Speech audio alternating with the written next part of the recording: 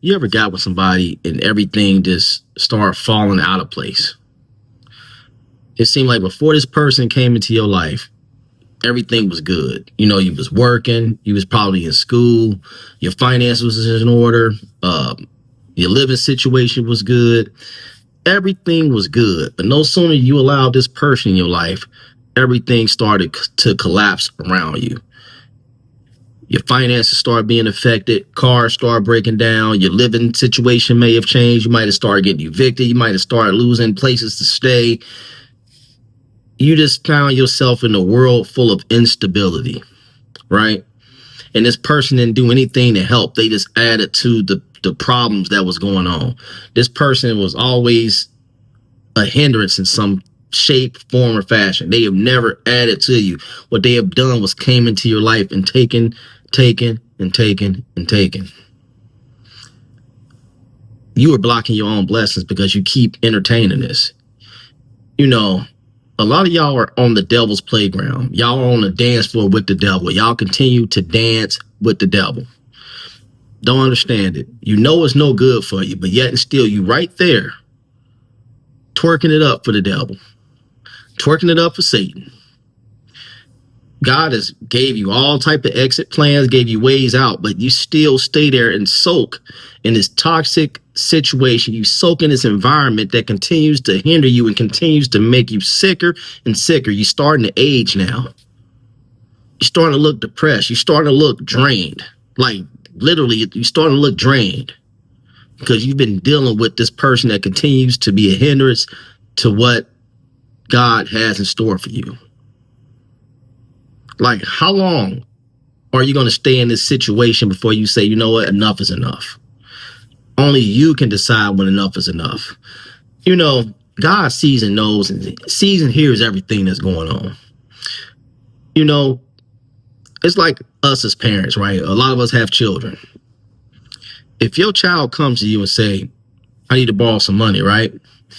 You give your child some money. But then you know your child is involved with somebody or involved with the wrong people. And these people that are around your child are draining your child and taking your child stuff that you have given your child, right? You might have given your child a place to stay. You might have passed a house down, passed a vehicle down, passed some money down. And you see your child is involved with the wrong person. And this person is just draining your child and everything is starting to mess up. You're going to stop helping. You're going to stop blessing your child with this stuff. You're just going to, you know, I'm hands off. I'm going to let them find out for themselves and I'm going to let them get out there and bump their head. You're going to pull back from them and let them experience life.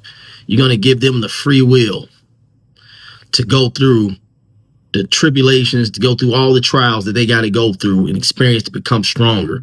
You know, you're going to let them go through it until they say enough is enough.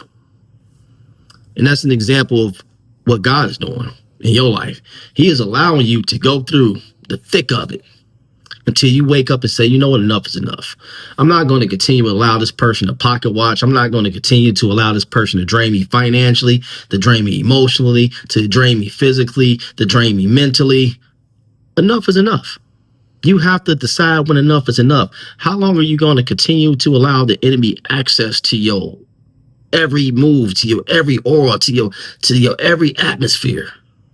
You just allow the enemy all types of access. You know this person that you're dealing with is no good for you. But you continue to sleep with the devil. You're sleeping in the same room with the enemy. A lot of y'all are sleeping in the same room with this very person that you don't trust. How do you even sleep at night with somebody that you don't trust? How do you eat? How do you sit at the table with somebody that you don't trust? You got to make it make sense. You got to think about this for a while. How do you continue to let a person go up in you raw if you don't trust them? Why do you put yourself through that? Think about it. You have to really analyze this whole situation for what it really is. You have to really evaluate it. You have to ask yourself this stuff to try to make it make sense to yourself. Like, well, I don't trust him, but he's still going up in it raw.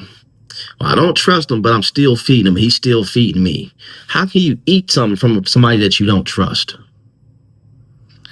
I don't understand it. I really don't. And this is why a lot of y'all blessings are being put on hold for a while.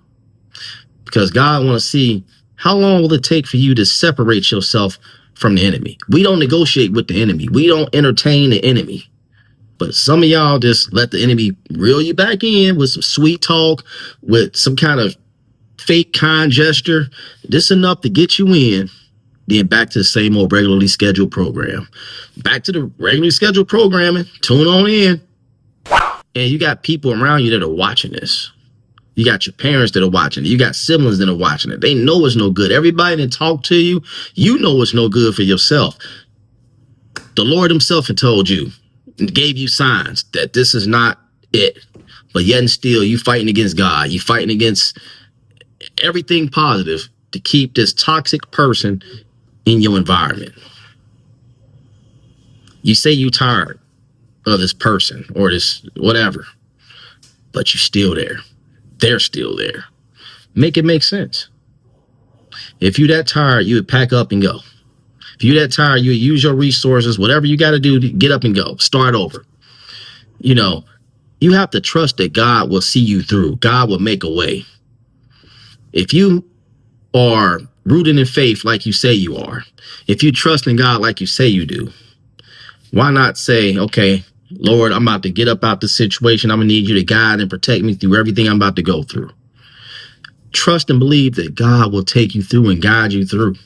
God will put you in the right places at the right times, and everything will fall into place. It might look scary. I know it looks scary starting over, being alone, getting away from this person, but it shouldn't be, because if you stay, you're going to continue to make yourself sick. If you leave, you heal. You leave, your blessings start to come. But you block your own blessings by staying. You block your own blessings by staying. You know, who the hell want to continue to argue with somebody every day? Who in the hell want to continue to have somebody pocket watching? Every time you get some money coming in, they try to take from that to keep you there. Because they know if you save up X amount of dollars, you start to establish yourself, that's your way. That's your way out. They will do things and manipulate situations to keep you bound to them. That is spiritual slavery. That is spiritual manipulation. That's control. That's not of God. That's everything of the enemy. But y'all continue to entertain it. Don't understand it. I'm not here to judge. I'm just trying to help you to really think about this. Like, after you watch this video, sit back and think about it. Like, am I blocking my own blessings by staying in this same environment? Everything in my life has been in turmoil since I've been with this particular individual. Maybe if I left this individual and started over and got away from this, everything would fall into place. This individual is toxic. This individual is self-centered, narcissistic, abusive, verbally, mentally, whatever you're going through. Nothing is good that comes from this individual. So why am I still wasting my time? You have to really question. You have to really present all these questions to yourself and get the hell away from them. And don't look back.